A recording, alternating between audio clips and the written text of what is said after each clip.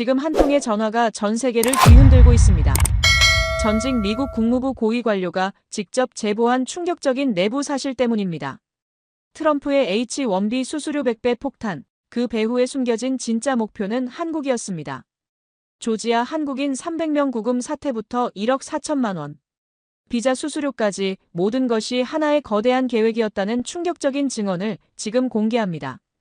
미국 정부 내부에서 벌어진 대한민국을 향한 치밀한 견제 작전과 그 작전이 어떻게 완전히 뒤집혔는지 30년간 한미 관계 실무를 담당했던 인물의 생생한 증언으로 확인하시기 바랍니다. 시작하기 전 좋아요와 구독 버튼을 꼭 한번 눌러주신다면 큰 힘이 됩니다. 저는 워싱턴 포스트 국제부 수석기자 마이클 존슨입니다. 30년 넘게 이 바닥에서 굴러먹으며 온갖 정치인과 관료들을 취재해봤지만 이번만큼 떨린 적은 없었습니다. 전직 국무부 동아시아 태평양 담당 차관보와의 단독 인터뷰를 성사시킨 거거든요. 로버트 핸더슨, 그는 2018년부터 2024년까지 한미 관계의 핵심 실무를 담당했던 인물입니다. 연락이 왔을 때 조건들이 까다로웠습니다. 절대 얼굴 공개 금지, 음성 변조 필수, 그리고 인터뷰 내용 중 일부는 10년 후에나 공개 가능할 수도 있다는 거였어요. 하지만 받아들였습니다. 미국 정부의 최고 결정권자들과 직접 소통했던 인물의 증언을 들을 수 있다는 것만으로도 충분한 가치가 있었거든요. 워싱턴 DC. 외곽의 한 비밀 장소에서 만난 그는 첫 마디부터 폭탄 발언을 터뜨렸습니다. 조지아 한국인 구금 사태, 그건 우연이 아니었습니다. 치밀하게 계획된 작전이었어요. 이 말에 저는 깜짝 놀랐습니다. 300명이 넘는 한국인들이 포크스턴 구치소에 갇힌 사건이 계획된 것이었다니요. 구체적으로 어떤 계획이었나요? 핸더슨이 잠깐 망설이더니 입을 열었습니다. 한미 비자 개선 협상을 완전히 중단시키기 위한 압박 카드였습니다. 당시 한국 정부는 비자 면제 프로그램 확대, 전문직 비자 간소화, 그리고 장기 체류 비자 신설을 계속 요구하고 있었거든요. 워싱턴 내부에서는 이런 요구들이 점점 부담스러워지고 있었어요. 그의 다음 말은 더욱 충격적이었습니다. 사실 2023년 말부터 국무부, 국토안보부, 그리고 국방부가 합동으로 한국 견제 방안을 논의하고 있었습니다. 한국의 기술력 성장과 독립적 행보가 우리에게 위협이 되고 있다는 판단이었죠. 위협이라는 게 구체적으로 무엇을 의미하나요? 한국이 더 이상 우리의 말을 잘 듣는 동맹국이 아니라는 거였어요. 특히 반도체, AI, 배터리 기술에서 우리와 경쟁하기 시작했고 심지어 일부 분야에서는 우리를 앞서 나가고 있었습니다. 게다가 중국과의 관계에서도 우리 눈치를 보지 않고 독자적인 노선을 걷고 있었어요. 핸더슨의 목소리가 점점 진지해졌습니다. 조지아 구금 작전의 핵심 목표는 한국에게 명확한 메시지를 전달하는 것이었습니다. 비자 개선 같은 걸 요구하지 말고 조용히 우리말이나 잘 들어라는 경고였죠. 그런데 작전이 성공했나요? 이 질문에 핸더슨이 쓴웃음을 지었습니다. 완전히 실패했어요. 오히려 한국의 반발만 키웠죠. 한국 정부는 우리가 예상했던 것보다 훨씬 강경하게 나왔습니다. 외교부는 물론이고 청와대에서 직접 항의했고 심지어 국정감사에서 이 문제를 공개적으로 다뤘어요. 한국의 어떤 반응이 가장 당황스러웠나요? 한국이 이 사건을 국제적으로 이슈화하기 시작한 거였어요. UN 인권이사회에 정식 제기했고 EU 국가들에게도 이 문제를 공유했습니다. 우리가 원했던 건 조용한 압박이었는데 오히려 전 세계가 주목하는 인권 문제가 되어버린 거죠. 사실 포크스턴 구치소의 열악한 환경도 계산된 것이었어요. 일부러 가장 열악한 시설에 수용해서 압박감을 극대화하려고 했거든요. 하루에 한 끼 샤워는 주 2회, 전화통화도 제한하는 식으로 말이에요. 그런 비인도적 처우가 정말 계획된 것이었나요? 네, 맞습니다. 국토안보부 내부 회의록에 명시되어 있었어요. 최대한의 불편함을 통해 한국 정부의 양보를 이끌어낸다는 표현까지 있었습니다. 하지만 핸더슨의 다음 말에서 상황이 완전히 뒤바뀌었다는 걸 알 수 있었습니다. 문제는 우리가 한국을 완전히 잘못 판단했다는 거예요. 한국인들은 압박받으면 굴복하는 게 아니라 오히려 더 강하게 맞서더라고요. 그리고 무엇보다 한국에게는 우리가 모르는 카드들이 너무 많았어요. 어떤 카드들 말입니까? 그건 다음에 말씀드리죠. 하지만 한 가지만 미리 말하면 조지아 사태는 시작에 불과했습니다. 진짜 충격적인 건 그 다음에 일어났거든요. 조지아 작전이 실패하자 워싱턴 내부는 완전히 패닉 상태였어요. 그때 나온 게 바로 H-1B 비자 수수료 대폭 인상 계획이었습니다. 트럼프의 10만 달러 수수료 결정 말씀이시는 거죠? 맞습니다. 하지만 언론에서 말하는 것처럼 단순히 외국인 전체를 겨냥한 게 아니었어요. 타겟은 명확했습니다. 바로 한국이었죠. 이 말에 저는 깜짝 놀랐습니다. 전 세계를 대상으로 한 정책이 사실은 한국만을 겨냥한 것이었다니요. 어떻게 그럴 수 있나요? H-1B는 모든 국가에 적용되는 제도인데요. 핸더슨이 쓴웃음을 지으며 설명하기 시작했습니다. 겉으로는 그렇게 보이지만 실제로는 한국에게 가장 치명적이 되도록 설계된 거예요. 우선 통계부터 보시죠. 2023년 기준으로 비자 신청자 중 한국인 비율이 얼마나 되는지 아세요? 잘 모르겠는데요. 중국, 인도 다음으로 3위입니다. 하지만 여기서 중요한 건 신청자의 성격이에요. 중국과 인도는 주로 단순 기술직이나 일반 프로그래머들이 많았어요. 반면 한국인들은 첨단 기술 분야의 핵심 인재들이 대부분이었습니다. 반도체 설계, AI 알고리즘 개발, 배터리 기술, 자율주행 소프트웨어.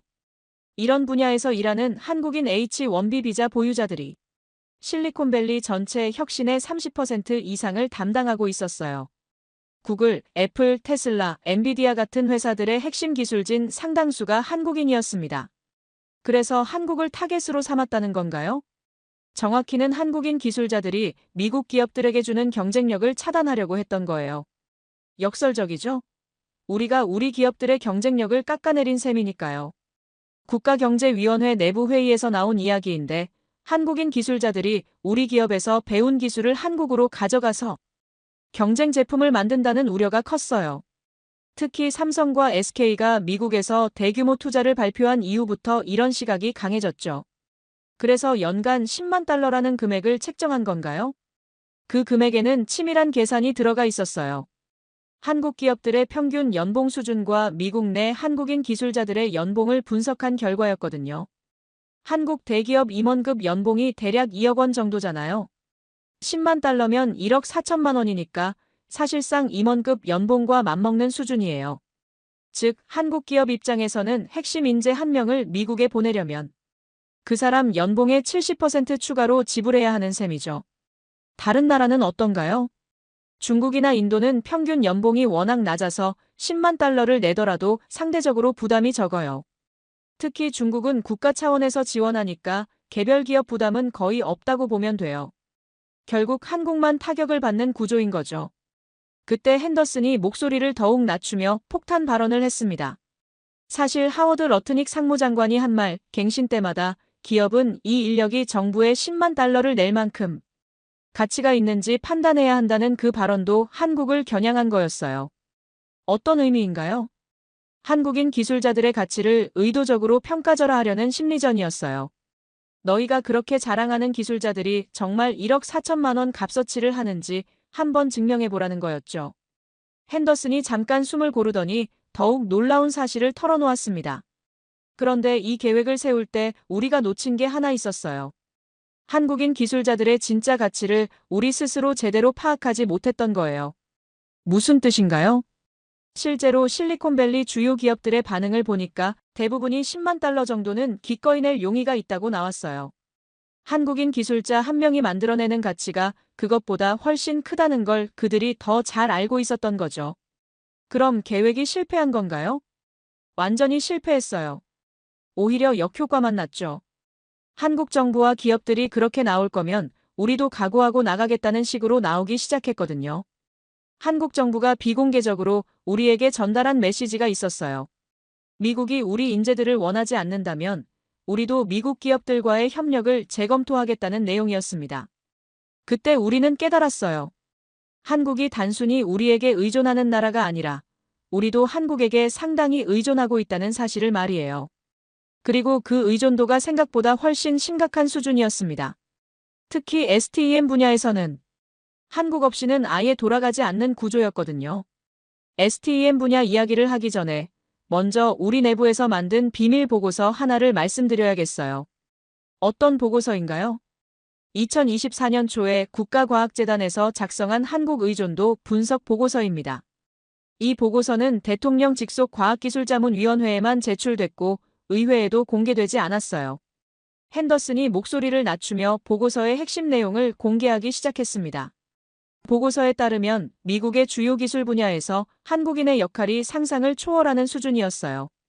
트럼프가 언급한 2000년 이후 외국인 인력 2배 증가해서 한국인이 차지하는 비중이 얼마나 되는지 아세요? 모르겠습니다. 숫자상으로는 전체의 8% 정도예요. 하지만 핵심 기술 분야로 한정하면 비율이 완전히 달라져요. 반도체 설계 분야에서는 37%, AI 머신러닝에서는 28%, 배터리 및 에너지 저장 기술에서는 무려 44%였습니다. 이 숫자들은 정말 충격적이었습니다.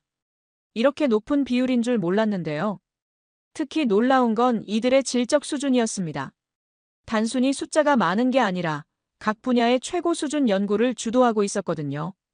예를 들어 애플의 M 시리즈 칩 설계팀 핵심 멤버 12명 중 7명이 한국인이었어요. 테슬라의 자율주행 소프트웨어 개발팀장도 한국인이고 구글의 양자 컴퓨팅 연구소장도 한국계 미국인이었습니다. 그 정도였나요? 더 심각한 건 특허권이었어요. 2020년부터 2024년까지 미국에서 등록된 첨단 기술 관련 특허 중 한국인이 주 발명자로 등재된 게 전체의 23%였습니다. 이건 정말 무시무시한 수준이에요. 그런데 더 큰 문제는 이들의 로열티 문제였어요. 대부분의 한국인 과학자들은 미국에서 성공한 후에도 한국과의 연결고리를 유지하고 있었거든요. 구체적으로 어떤 연결고리 말인가요? 한국 대학들과의 공동 연구, 삼성이나 LG 같은 한국 기업들과의 기술 교류, 그리고 한국 정부 지원 프로젝트 참여 등이었어요. 이들이 미국에서 개발한 기술들이 결국 한국의 기술력 향상으로 이어지는 구조였죠.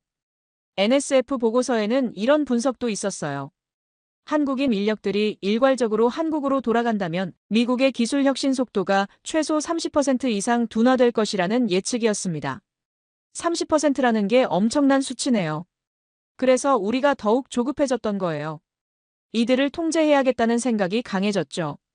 하지만 방법이 문제였어요. 직접적으로 한국인들만 겨냥할 수는 없으니까 우회적인 방법들을 계속 시도했어요. H-1B 수수료 인상도 그중 하나였고 조지아 구금 사태도 마찬가지였죠. 오히려 역효과만 났어요. 특히 한국 정부의 대응이 우리 예상을 완전히 뛰어넘었거든요. 한국 정부가 갑자기 K브레인 프로젝트라는 걸 발표한 거예요. 전 세계에 있는 한국인 과학자들을 본국으로 불러들이는 대규모 유치 프로젝트였습니다. 연봉을 2-3배 올려주고 연구 환경도 미국 못지않게 만들어주고 심지어 가족 지원까지 해주더라고요. 게다가 한국의 대기업들도 합세해서 미국에 있는 한국인 임원들을 대거 스카우트하기 시작했어요. 핸더슨의 목소리에 당황스러움이 묻어났습니다. 2024년 하반기부터 실리콘밸리에서 한국으로 돌아가는 한국인 기술자들이 급증하기 시작했어요. 애플에서는 핵심 엔지니어 3명이 삼성으로 이직했고 구글에서도 AI 연구팀장이 네이버로 옮겼어요. 미국 기업들의 반응은 어땠나요? 완전히 패닉 상태였죠. 애플 CEO가 직접 백악관에 전화해서 한국인 기술자들 유출을 막아달라고 요청했을 정도예요. 그때 우리는 깨달았어요. 우리가 한국을 압박하려고 했던 모든 조치들이 오히려 부메랑이 되어서 돌아왔다는 걸 말이에요. 한국인들이 미국이 우리를 원하지 않는다면 굳이 여기 있을 이유가 없다는 식으로 반응한 거죠. 그럼 H-1B 수수료 인상도 실패한 정책인 건가요? 완전히 실패했어요. 아니, 실패를 넘어서서 자충수였죠. 우리가 스스로 우리 경쟁력을 깎아내린 셈이니까요. 사실 2025년 들어서 실리콘밸리 주요 기업들의 CEO들이 집단으로 백악관에 항의하러 왔어요. 정부가 한국을 너무 자극해서 우리가 피해를 보고 있다면서 정책 철회를 요구했거든요. 그리고 그때 우리는 인정할 수밖에 없었죠. 우리가 한국을 완전히 잘못 판단했다는 것을. 하지만 진짜 충격적인 건 따로 있어요. 1억 4천만 원이라는 수수료 금액에 숨겨진 진짜 의도, 그리고 그것이 어떻게 완전히 뒤집혔는지. 그 이야기는 정말 믿기 어려울 겁니다. 10만 달러, 즉 1억 4천만 원이라는 숫자가 어떻게 나왔는지 말이에요. 단순히 높은 금액으로 부담을 주려는 게 아니었나요? 아니에요. 그 숫자에는 아주 치밀한 심리전과 경제전 전략이 숨어 있었어요. 우선 우리 경제팀이 분석한 한국 기업들의 내부 사정을 보시죠. 삼성전자의 경우 미국 현지법인 직원 1명당 연간 운영비가 평균 15만 달러 정도예요. 여기에 10만 달러를 추가하면 25만 달러가 되죠. 그럼 상당한 부담이겠네요. 하지만 더 교묘한 계산이 들어가 있었습니다. 우리가 목표로 한 건 단순한 경제적 압박이 아니었어요. 한국 기업들 사이에 내부 갈등을 일으키려고 했던 거죠. 내부 갈등이요? 한국의 대기업들 사이의 경쟁 구조를 이용하려고 했어요. 10만 달러를 낼 수 있는 기업과 없는 기업을 구분지어서 격차를 만들려고 했던 거죠. 삼성이나 SK는 10만 달러 정도는 충분히 낼 수 있어요. 하지만 중견 기업들은 부담스럽죠. 그러면 자연스럽게 한국 내에서 미국 진출이 가능한 기업과 불가능한 기업 사이의 격차가 벌어질 거라고 예상했어요. 그래서 한국 경제 전체를 흔들려고 했다는 건가요? 정확해요. 하지만 우리가 간과한 게 있었어요. 바로 한국 기업들의 단결력이었죠. 핸더슨이 쓴웃음을 지으며 계속했습니다. H1B 수수료 인상이 발표되고 나서 한국에서 일어난 일을 보고 우리는 깜짝 놀랐어요. 삼성, LG, SK 같은 대기업들이 중소기업들과 공동 대응 펀드를 만든 거예요. 공동 대응 펀드요? 네. 대기업들이 자금을 출자해서 중소기업들의 H1B 비용을 지원해주는 시스템이었어요. 이걸로 우리의 분열 전략이 완전히 무력화된 거죠. 게다가 더 놀라운 건 한국 정부까지 나섰다는 거예요. 중소벤처기업부에서 글로벌 진출 지원 특별 예산이라는 명목으로 H1B 비용의 70%를 지원하겠다고 발표한 거죠. 그럼 실질적인 효과가 없었다는 건가요? 완전히 없었어요. 오히려 역효과만 났죠. 한국 기업들이 미국이 이렇게 나오면 우리도 각오하고 나가겠다는 식으로 더욱 단결하게 된 거예요. 핸더슨이 더욱 충격적인 사실을 털어놓기 시작했습니다. 그런데 러트닉 상무장관의 발언, 갱신 때마다 기업은 이인력이 정부에 10만 달러를 낼 만큼 가치가 있는지 판단해야 한다는 그 말에는 더 깊은 의도가 있었어요. 어떤 의도였나요? 한국인 기술자들의 자존심을 건드리려고 했던 거예요. 너희가 그렇게 자랑하는 기술력이 10만 달러. 값어치도 안 된다는 식으로 심리적 압박을 가하려고 했던 거죠. 정말 그런 의도였나요? 네, 맞아요. 국무부 내부 회의에서 나온 표현이 한국인들의 자존심에 상처를 줘서 스스로 포기하게 만들자였거든요. 하지만 핸더슨의 다음 말에서 이 전략도 완전히 실패했다는 걸 알 수 있었습니다. 그런데 한국인들의 반응이 우리 예상과 정반대였어요. 자존심의 상처를 받기는커녕 오히려 그럼 우리가 정말 10만 달러 이상의 가치가 있다는 걸 증명해보겠다는 식으로 나온 거죠. 구체적으로 어떤 반응이었나요? 실리콘밸리에 있는 한국인 기술자들이 자발적으로 가치 증명 프로젝트를 시작한 거예요. 자신들이 회사에 얼마나 기여하고 있는지 데이터로 정리해서 공개하기 시작했어요. 핸더슨이 구체적인 사례를 들기 시작했습니다. 애플의 한국인 엔지니어가 공개한 자료를 보니까 자신이 설계한 칩 하나로 애플이 연간 30억 달러의 추가 수익을 올렸다는 계산이 나오더라고요. 10만 달러와는 비교도 안 되는 수준이었죠. 그런 자료들이 많이 나왔나요? 쏟아져 나왔어요. 구글의 한국인 AI 연구원은 자신이 개발한 알고리즘으로 구글이 절약한 서버 비용만 연간 50억 달러라고 공개했고, 테슬라의 한국인 배터리 전문가는 자신의 기술로 배터리 수명이 30% 늘어났다고 발표했어요. 핸더슨의 목소리가 점점 더 당황스러워졌습니다. 이런 자료들이 미국 언론에 보도되기 시작하자 여론이 완전히 뒤바뀌었어요. 정부가 미국 경제의 핵심적인 인재들을 쫓아내려고 한다는 비판이 쏟아져 나온 거죠. 미국 기업들의 반응은 어땠나요? 완전히 정부 정책에 반대하기 시작했어요. 실리콘밸리 주요 CEO들이 공개적으로 H-1B 수수료 인상을 철회하라고 요구했거든요. 핸더슨이 더욱 놀라운 사실을 털어놓았습니다. 심지어 월스트리트에서도 반발이 나오기 시작했어요. 한국인 기술자들이 대거 한국으로 돌아가면 미국 기술주 전체가 타격을 받을 거라는 분석이 나온 거죠. 정말 그 정도였나요? 골드만삭스에서 발표한 보고서를 보니까 한국인 STEM 인력 20% 감소 시 미국 기술주 시가총액 15% 하락 예상이라고 나와 있더라고요. 핸더슨이 잠깐 말을 멈췄다가 핵심적인 고백을 했습니다. 그때 우리는 깨달았어요.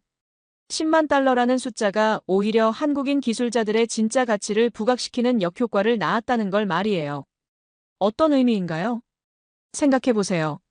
정부가 이 사람들 때문에 10만 달러씩 받겠다고 하니까 사람들이 그럼 저 사람들이 정말 대단한 사람들이구나라고 인식하게 된 거죠. 일종의 프리미엄 브랜딩 효과가 난 거예요. 핸더슨의 마지막 고백은 정말 충격적이었습니다. 결국 우리가 한국인 기술자들의 몸값만 올려준 셈이 되었어요. 이전에는 연봉 협상할 때 별로 강하게 나오지 않던 한국인들이 이제는 정부가 인정한 10만 달러 가치의 인재라면서 당당하게 몸값을 부르기 시작한 거죠. 그럼 완전히 의도와 반대 결과가 나온 건가요? 맞아요. 우리가 한국을 압박하려고 만든 정책이 오히려 한국의 위상만 높여준 셈이 되었어요. 진짜 충격적인 건 한국 정부의 보복성 대응이었어요. 우리가 전혀 예상하지 못했던 방식으로 말이에요.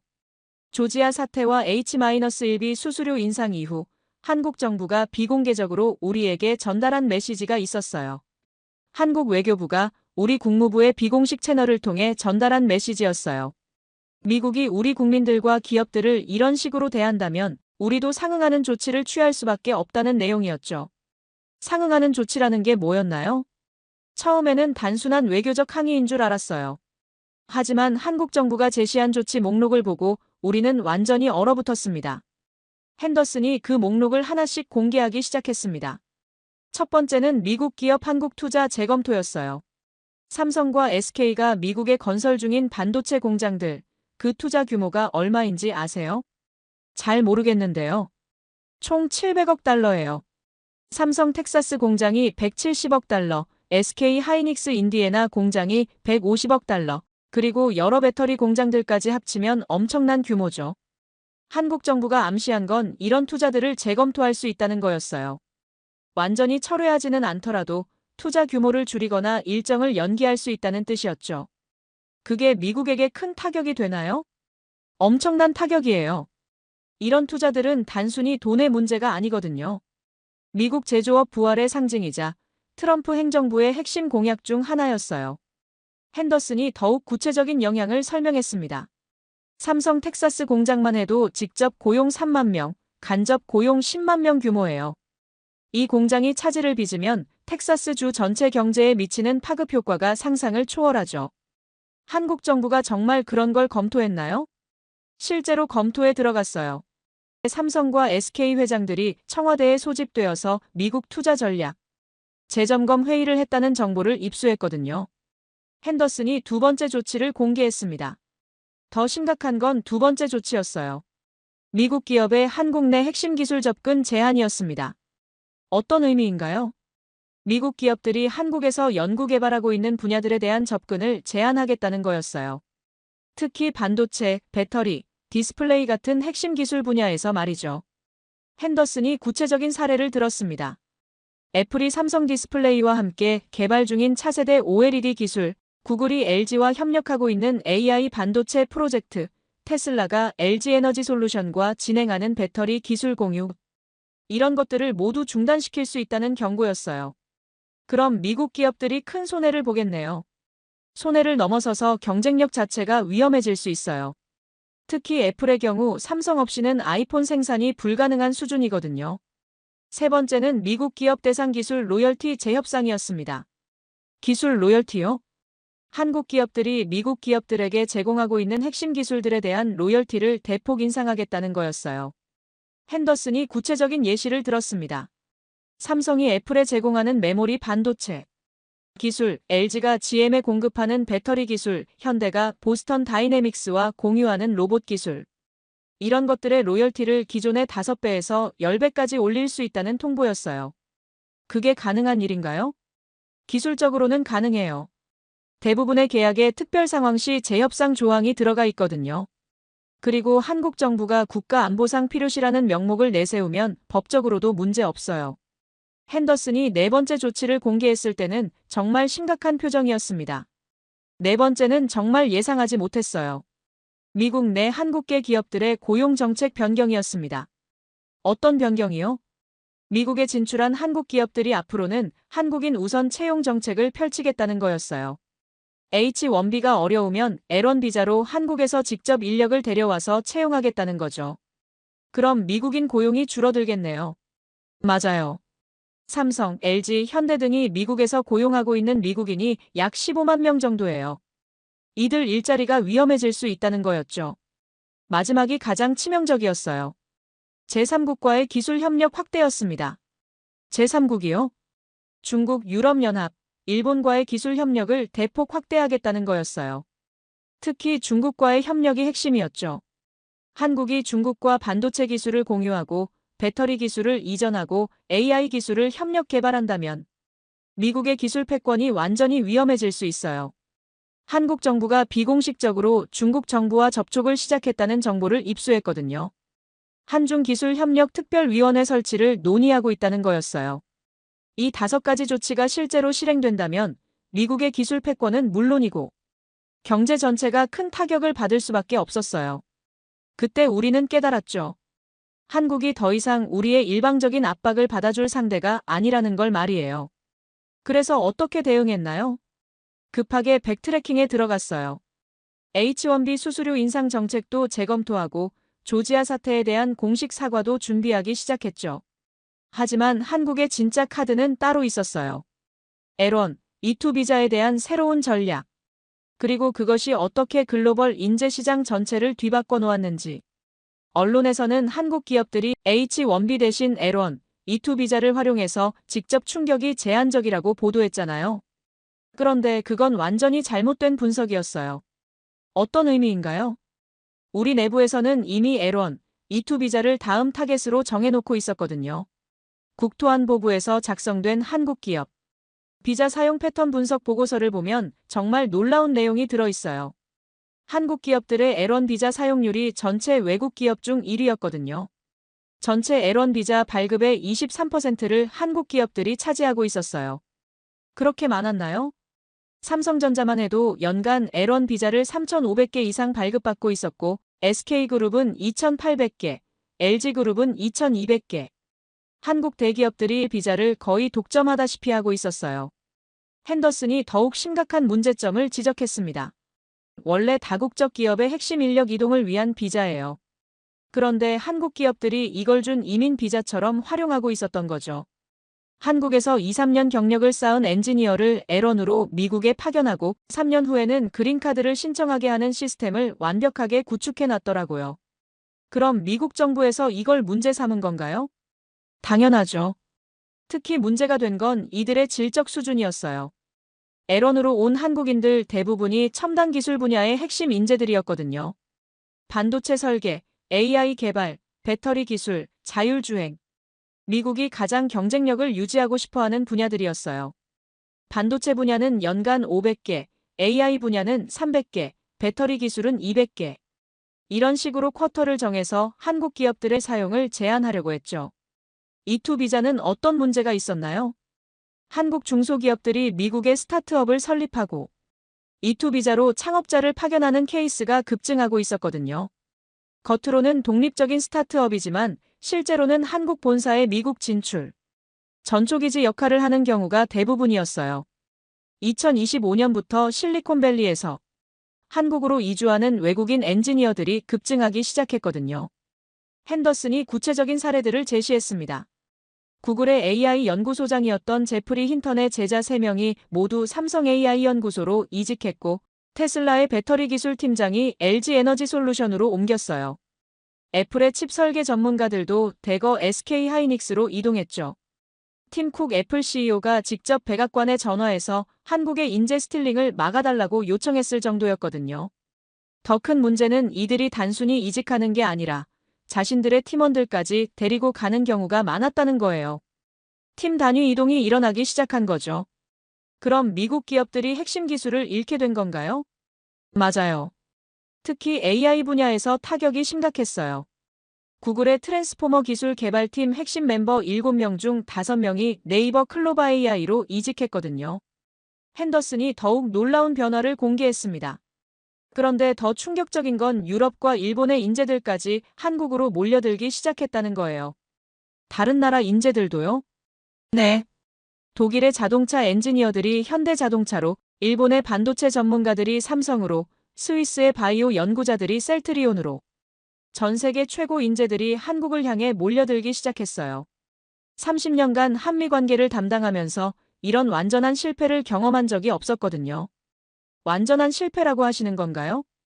우리가 한국을 압박하려고 했던 모든 시도들이 정반대의 결과를 가져왔어요.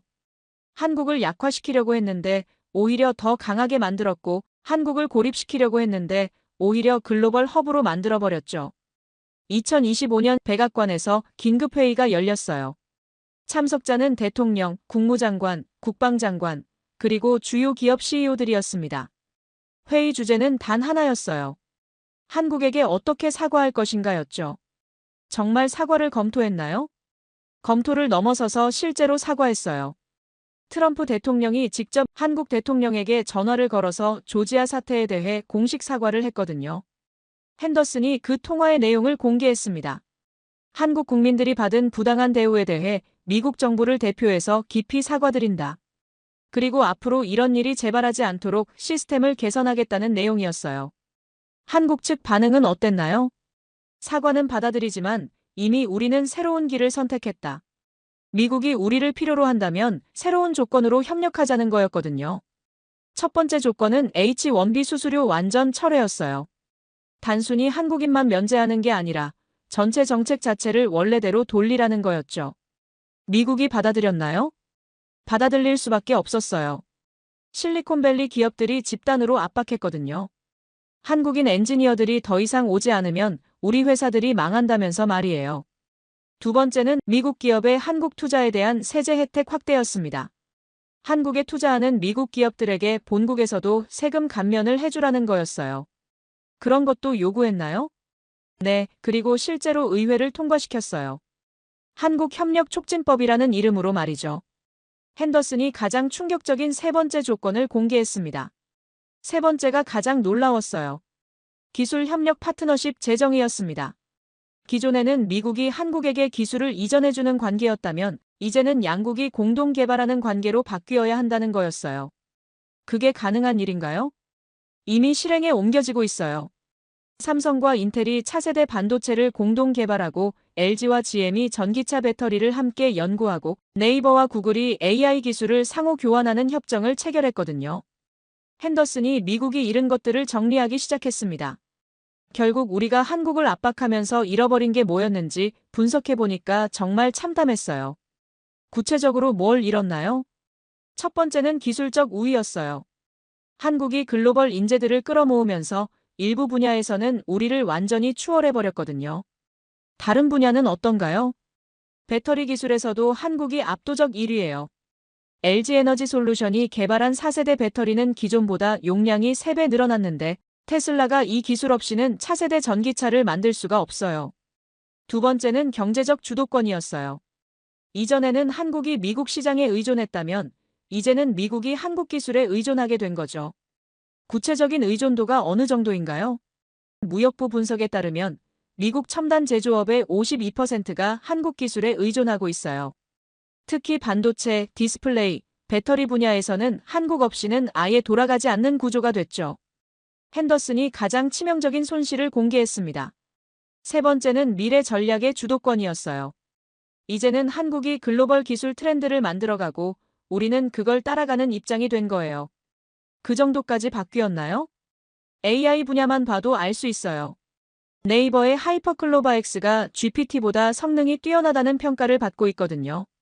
삼성의 갤럭시 AI도 애플의 시리보다 훨씬 앞서 있고요.